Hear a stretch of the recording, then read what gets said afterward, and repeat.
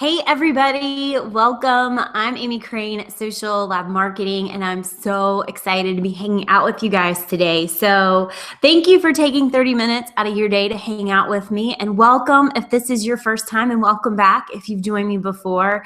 You know the drill. We've got 30 minutes every Tuesday to talk about a different topic, covering everything from Facebook advertising to online marketing. So this week, we are going to talk about launches. So if you missed it, last week I did a webinar all about launches and how to create a launch that fits your business and how to create an experience that gets your audience excited so they're connecting with you and they actually want to buy from you. So I had a lot of really great response from that. And there were a lot of questions that kept popping up, and I started to hear some of the same things over and over.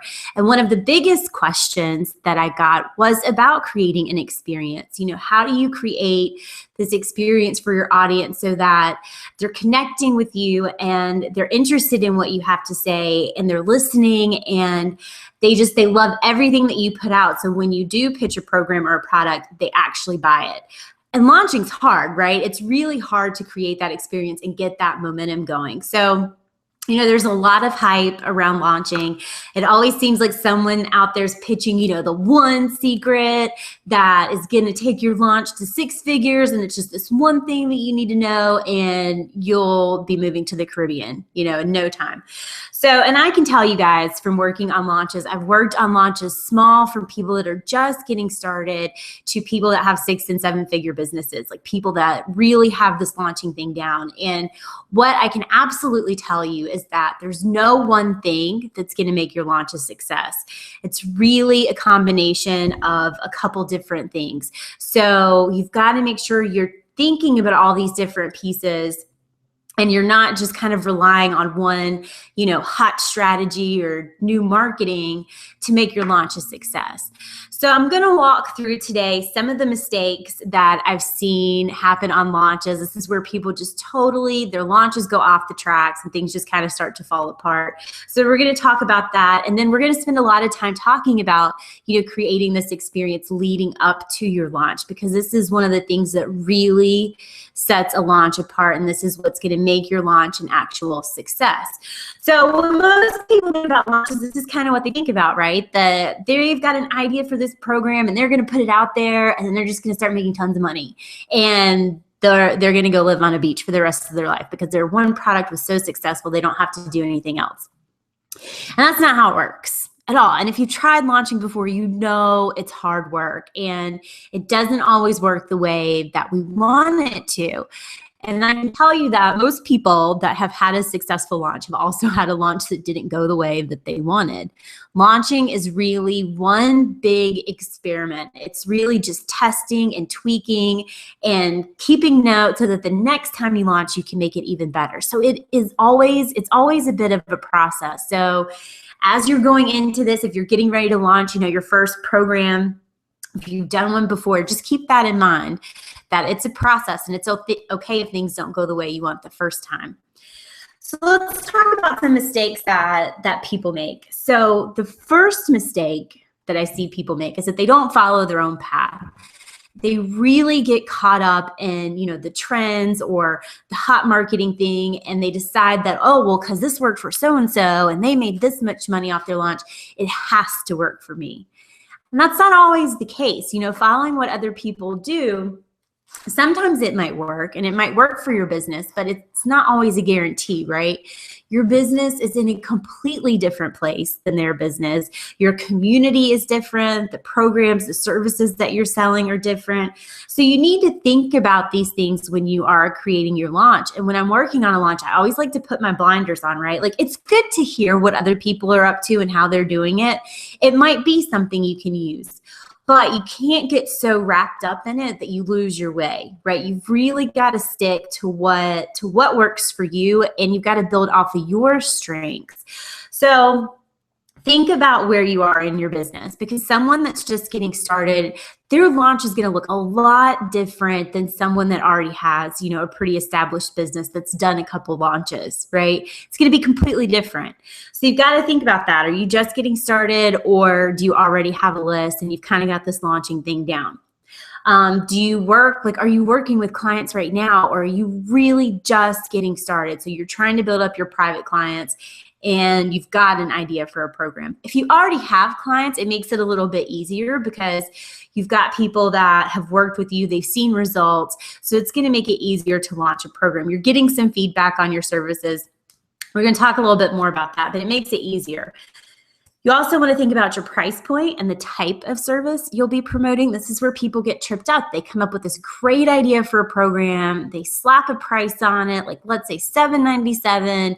They don't have a list and they try to sell this thing and no one buys it, right? You've got to be really clear about your price point. Like if you're brand new and you're trying to launch a group program and you don't have a list, that's really hard to do because you don't have the numbers, you don't have the list, you don't have the following, you don't have the community.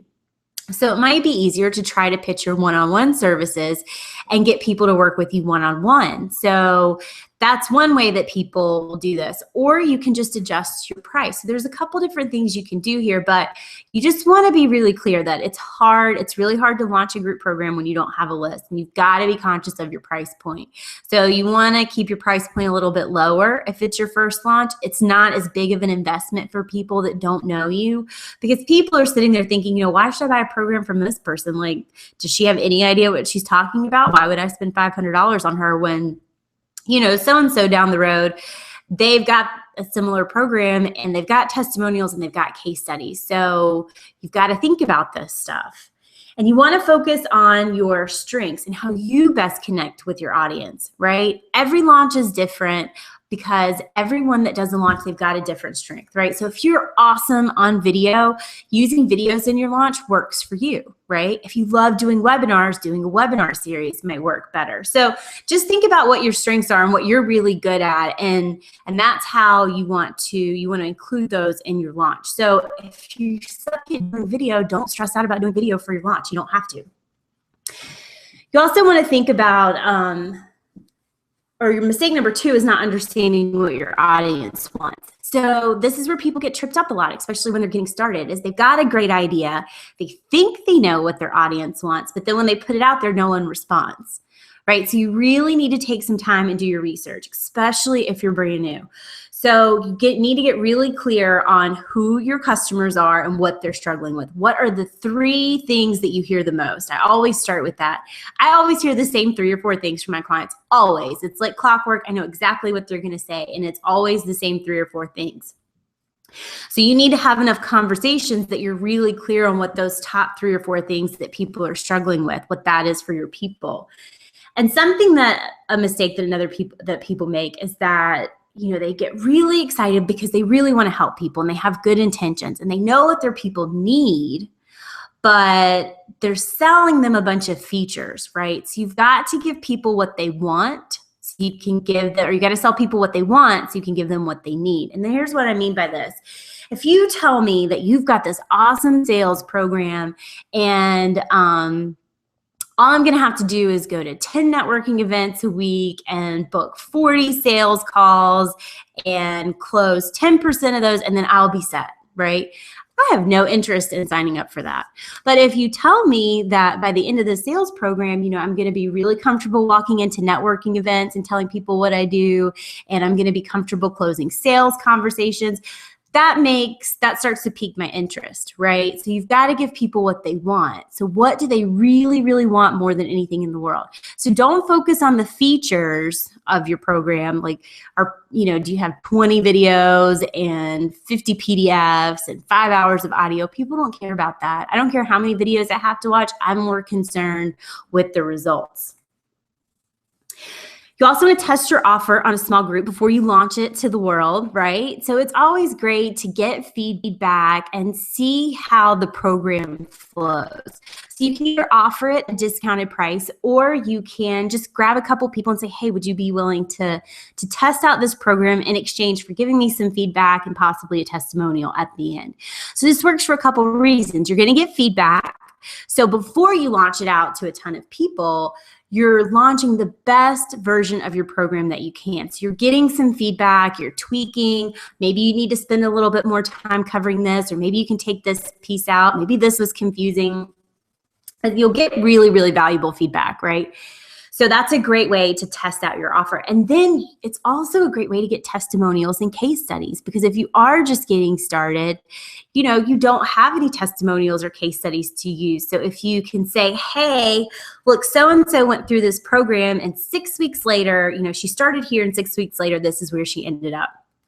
That's pretty powerful. So that's going to be a huge selling point when you do launch this to more people. So don't be scared to test it out. You know, you need to test it out before you put it out there. You will learn so much, I promise you. Mistake number 3. This is where I just see launches totally fall apart. I mean, just crumble. People they just stop when they get to the follow-up. So here's what happens. A lot of times people don't buy right away. They don't. Think about it. I know I drag my feet a lot of times. Like, I love going to concerts. I drag my husband and my friends to concerts all the time. So as soon as that band announces that they're coming, I know I'm going. I know I'm getting tickets, but do I buy them right then? No, not unless I think it's going to sell out. I usually wait until the day before, 2 or 3 days before the concert to get my tickets, even though I know I'm going. So that's just human nature, right? We drag our feet even if we know we're going to buy it. So here's what happens is people will pitch their program or their product on their webinar. People are really excited and they feel like, you know, things are going well. And then they log off and they go look at their sales and it's like 0 or 1 or 2, like it's just a few, and they get discouraged and they stop because people didn't buy right away. But I can tell you right now, like I've worked on launches where, you know, the webinar is going awesome. We're getting tons of great feedback, and we get off of the webinar and 3 people have signed up, and that's it. 3 people. We've put all this time and money and energy, and 3 people are there. But we didn't freak out because we knew we had a follow-up plan in place. So we started following up with people, and by the end of it, we had 65 or 70 people signed up for this program, right? So if we had stopped there after the webinar, look at all the sales we would have missed out on. Right? The key is in the follow-up. So a couple things that you can do. Create scarcity for your offer. You hear this all the time. You've got to create some kind of a sense of urgency or scarcity. And you can do this a couple different ways. So you can put a deadline on your offer. I'm closing the doors in 2 days or 48 hours. So you've got to buy by now or by then, or you're not getting in, right? You can limit how many people you're working with. So if you're working one-on-one, or you've only got so much room in a program, tell people, hey, listen, I'm only taking 20 people. That's all I can take. And once it's maxed out, it's maxed out. Price increase is another way. Like the price is going up. You know, today it's $97 and tomorrow it's going to be $6.97. So that's a pretty good incentive to go ahead and buy, right? So think of ways that you can create urgency for your offer, and go ahead and get those follow-up emails ready, get them scheduled, have them set, ready to go. Because what happens is a lot of people don't even think about the follow-up, right? Like they just do the webinar, they pitch their program, they just think people are going to buy it, and they haven't even thought about doing the follow-up. So if you've already got your follow-up plan in place, then it's going to make it a lot easier to follow through with it, right? So if you get off that webinar and you've only had a couple people buy, it's okay. You've got your follow-up. So I'm telling you, the magic is in the follow-up. You have to follow up. And if you have to get on the phone with some people, if they've got questions, you can do that. You can offer a bonus Q&A call so that people, you can clear up any questions or concerns that people have. There's a lot of different ways you can follow up with people, but you've got to have that plan in place. So let's talk about creating this experience, right? This is what everyone wants to know about. How do you create an experience for your audience? So I'm going to talk a little bit about how I create an experience for my audience, and then we'll talk about some other examples. So, you know, it doesn't have to be this huge, overwhelming, crazy thing, creating an experience. You just need to figure out the way that you connect with your audience the best and focus on that, and just consistently deliver amazing, amazing content in the months and weeks leading up to your launch. Creating this experience starts way before you even launch your program, right? Like this needs to be in place, like starting right now. So if you haven't started building your list, if you haven't started building your community, this is something you've got to start doing now. It's going to make it a lot easier down the road to launch something. So you want to start working on this now. So what I did, so like, I don't really like writing blog posts, you guys. Like, it's not the most exciting thing to me. I'm not an amazing writer. So I decided I was going to do webinars, right? And you've heard this story. So for 6 weeks, I decided to do webinars, and just 30 minutes like we're doing right now. I didn't even pitch anything. It's just, hey guys, come learn. I'll teach you about Facebook ads. And the response has been amazing, right? So I deliver really clear content, great content. I mean, I share everything, right? Like, I'm not scared to put out the good stuff, I guess you could call it. So every week I try to cover something that I think would be really helpful for people so that they could take and use to set up their own ads. And what started happening is people started reaching out to me. Hey, how can I work with you? Hey, how can I work with you? Which is exciting to see. So now when I do these webinars, I get to have amazing conversations with people. I get emails from you guys saying, I love this, or can you answer this question, or could you feature this on an upcoming webinar? So there's a lot of interaction and a lot of engagement going on, right? So this is how I was able to create an experience for my audience. And you guys, you don't have to have a huge list to do this, right? Like, you don't have to have 20,000 people on your list to create a really engaged, active community that's going to buy from you. It's more important that they're engaged and they're connecting with you than it is to have a big list. So you want to deliver value consistently in the weeks and the months leading up to your launch, right? So it starts now. So it's really hard if you came to me and said, hey, I'm going to launch this program in 2 weeks. I don't have a list. I don't plan on emailing out to anybody. I don't have a Facebook group, like nothing, just nothing. It's going to be really hard to make that launch a success, right? And you can't fake this stuff. So don't be afraid to share your good stuff. I know a lot of people shy away from putting out really great content because then they're worried that no one's going to work with them. Because why would they pay you when they can go get it for free, right? And that's just not the case. That's what sets you apart. And I feel like when you give more than you take, or more than you expect from people, it always works out in the end, right? So I'm more than happy to give away all this great content. I know there are people that are going to go figure it out on their own, and that's wonderful, right? That's great. But I do have people that come to me and say, hey, I want to work with you. And so it really does work to your advantage because it's going to set you apart. And there's absolutely nothing wrong with giving away really good, really valuable content. So how can you deliver the most value to your audience, right? Think about what you like doing the most. So I do webinars because I like doing webinars. I think they're fun. I like doing them.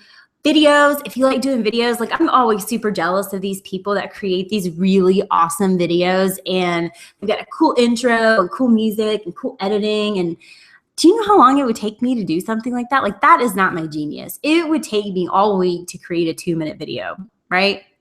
So that's not my strength. But there are people out there that totally rock it on video. So if that's you, do a video series. You can do a free training series. These work really well because, you're getting to show some of what you know. You're able to help people. And when they see results, you're like, oh, all right, like, this is pretty cool. This person knows what they're talking about. Blog posts, if you're an amazing writer, like, I know there's some blogs that I never miss. I love reading them. So if you connect through writing, use your blog post. Facebook communities, this is huge right now, right? Facebook groups. It's a great way to gather a group of people that are in your target market, that are your ideal clients, and connect with them and hear what they're up to and see what's going on with them. I mean, people have done amazing things with Facebook groups, so that's a great way to do it. A free challenge, you could do a 2-week, a 30-day challenge that people have to go through, and that's cool too because people are actually seeing results from that, right? So, hey, on day 1 I was here, and look at what happened by day 30. That's pretty cool. An interview series is another one that you can use. So an interview series, where you're interviewing other business owners and entrepreneurs, that's great because you're building credibility and you're introducing them to new people that are doing cool things in their industry. So it works out well for everybody, really. So think of, what do you like to do the most? Like, what are you strongest at? Are you good on video? Do you like writing? Do you like doing webinars? And just, pick 1 or 2 of these. You just focus on that. You don't have to do all these. You'll drive yourself crazy. So when you're getting ready to launch, one of the things you need to remember is you've got to have goals. You have to have goals. Even if you haven't launched anything, you need to set some goals. Just pick a number, right? And it can be a low number. It can be a high number. You can get crazy with it. I don't care. But just pick a number. Because if you don't, Most people just say, oh, well, we'll just see what happens, and that's cool. Well, you can't do that, right? Like, you need to have some goals so you have something to shoot for. And if you've got those goals, you're going to work a little bit harder to reach them. You also want to think about what success looks like for you. So are you brand new and you just need to test out your program, get some testimonials, get some case studies, and then go from there, right? Or maybe success for you is you've already got it figured out. You just want to get 20 people signed into this program, or 50 or 100. So get that number in your head and start working towards it. It's also going to help you figure out, what needs to happen. So if you're trying to sign 20 people into an online program, but you've got a list of 100, you better get started building that list, right? That's going to be pretty tough to do. So you need to think about things like that. And how are you going to measure success? So this goes back to, what does success look like for you? So here's what your typical launch looks like, right? This is like your Jeff Walker style launch. You've got about 7 to 10 days of promotion. Then you got your 3 pieces of bonus content that you're going to drip out to your list. This is like pre-launch content, they call it. So you see this a lot where they drip out 3 videos, and each video builds on the previous video, or they teach, 3 different things. And it works great because it builds that momentum. People get excited. Oh, video 2 is coming out today, and make sure you get on the list. It's really cool. It works really, really well. It works well if you've got a big list. I've worked on this type of launch before, and it works really well if you've got a big list and if that's your style, right? And of course, you'll have your day of your webinar and you'll start follow-up emails. So if you're just getting started, though, that's probably not going to be the launch for you. So I like to call it the work with what you've got launch, because you've got to start somewhere. So you've got a small list, right? And you've got your idea for your product. So how are you going to build that momentum to get people excited? So you are going to use your launch as a way to build your list and to let people know about your services. So when I was doing my webinar series, that was a good way to build my list and to start to let people know about, how they could work with me. It wasn't, a launch necessarily, but it was a good way just to start to get that out there so people were aware of it. And this is also going to help you build momentum leading up to your launch. So how are you going to do this? I like to call them mini launches. And it's almost like we're going to stack these mini launches on top of each other, right? So if you do a series of live webinars, maybe in the 2 weeks leading up to your launch, or the 3 weeks, or even, a couple months leading up to your launch, you decide to do a couple webinars each month, that's huge. That's going to make it so much easier when you decide to pitch your program. So you can stack these little launches on top of each other, and it works for a couple reasons. It's going to help you build that momentum. So you're able to get in front of your audience, right? So people are going to see like, oh, she's doing another webinar and this one looks really cool. I've got to sign up for it. So they're going to get used to hearing you, seeing you, listening to you teach, hearing you pitch your programs. And so it starts to set you apart as that, trusted person, that authority. It's also going to build trust and deliver. When you deliver that awesome content, you're going to be successful, right? It really comes down to that, delivering awesome content and building that trust, right? So when you stack these little launches on top of each other, it's gonna work for a couple different reasons, because it's going to let you test out, different offers. It's going to give you practice pitching things. It's going to give you practice on your webinar content. So it's going to be practice for you. It's going to be great because you're able to test out different things and figure out what's working as you're building your list, as you're building that momentum. And then as these pieces all start to come together and you pitch your offer, you're going to be so far ahead of the game than if you just said, okay, I'm going to launch this program in 2 weeks. I'm going to do a webinar and let's just see what happens, right? It's not going to work that way. So launching really starts in the weeks and the months leading up to your launch. So you've got to figure out where you are now and where you want to go, right? And I see some questions coming in. So you guys, I'm going to get to those in just a minute. I promise there's some really good questions. But you need to figure out where you are now and where you want to go, right? So how long do you really need to promote this offer? Do you need to start building your list a little bit before you launch your program? And you've got to start getting everything in place, right? Sales pages, opt-in pages, follow-up sequence, all of that good stuff. And how are you going to follow up with your lost buyers? You've got to have a follow-up plan in place. So just real quick, I want to share something with you guys that I shared on the webinar last week. And this is for anyone that's getting ready to launch a program. If you know you've got one coming up the next few weeks or the next few months. So this isn't a program. I'm not selling a program. This is one-on-one. This is us working together to create a launch plan for you and your business that's going to work for where you are now and where you want to go. So it's one-on-one support, right? We're working one-on-one together to figure out your unique launch timeline and checklist. So this isn't just a generic timeline and checklist that I'm going to give you and say, oh, there you go have a successful launch, right? We're going to sit down, we're going to dive into your business and figure out the best way to lay out your launch and what needs to happen leading up to that launch so that you're building this momentum and creating this experience. So when you do launch, it's going to be a lot easier and it's going to be a lot more successful for you. I've also got a ton of resources to share. So even if you're working with a small budget, because I get it, I worked with a small budget to get Social Lab up and going. So these are mostly free or low cost resources for you guys. So here's what we'll work on together. Complete launch plan for you. This is specific for you and your business.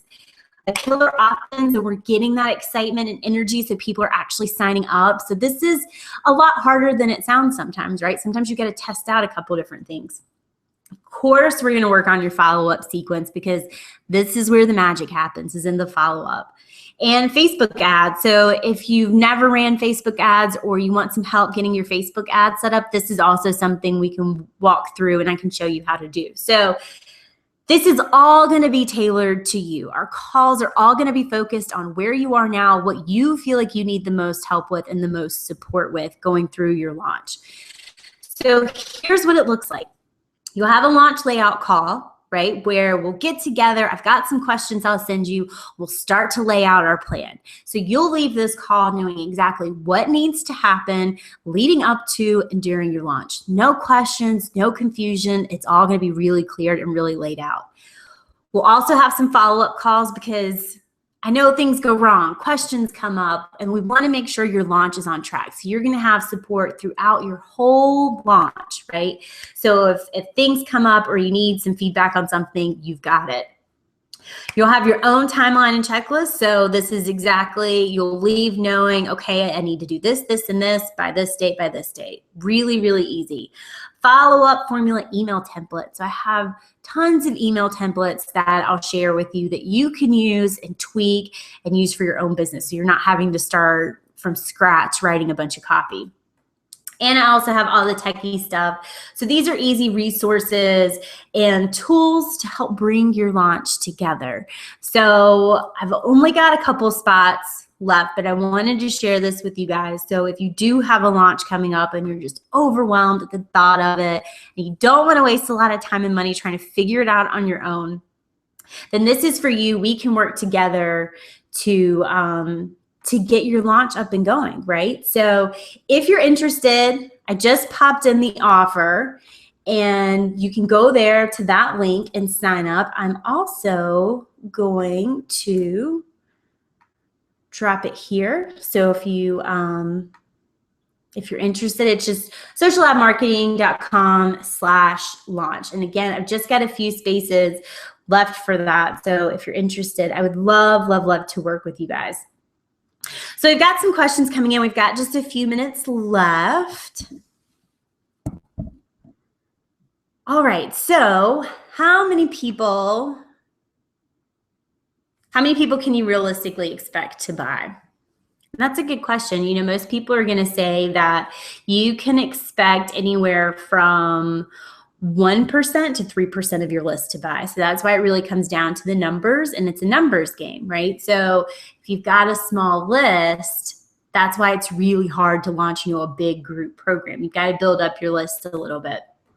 So just kind of keep those numbers in mind as you're going through this, about 1% to 3%. Some lists are more active than others, but that's about the average. Okay. What kind of Facebook budget do I need for a launch? Again, this is totally up to you. I have clients that if they're just doing their first launch and they've already got an email list, they might just promote it to their list instead of running Facebook ads. But again, this is really going to depend where you are and what your goals are. So if you've got big, crazy goals, you might have to spend a little bit more on Facebook.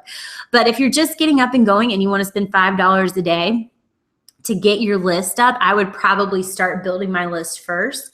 If I'm working with a smaller budget, build my list, deliver that content, and then that way you've got a really active and engaged list. So you don't have to have a huge budget, right? You can work with a small budget if you need to.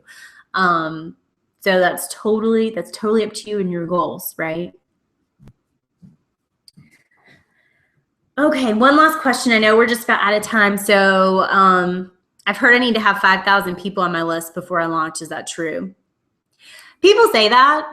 That's a number that people like to throw around. Again, it really depends. It depends a lot on your list, but I don't think I would wait until I got 5,000 people on my list to launch for a couple of reasons. You want to get in front of your audience. You want to let them know that, hey, I'm here. This is how you can work with me. If you're interested, these are the services I provide.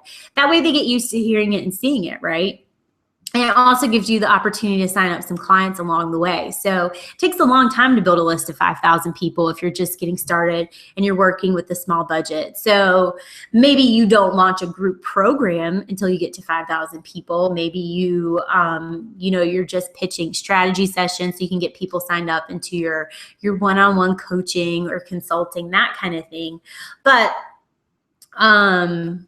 no, I mean, you can start with a smaller list, and I don't ever think it's too early to start, but just be clear on your goals. Just know if you've got a small list, it's going to be really hard to fill a crazy big group program.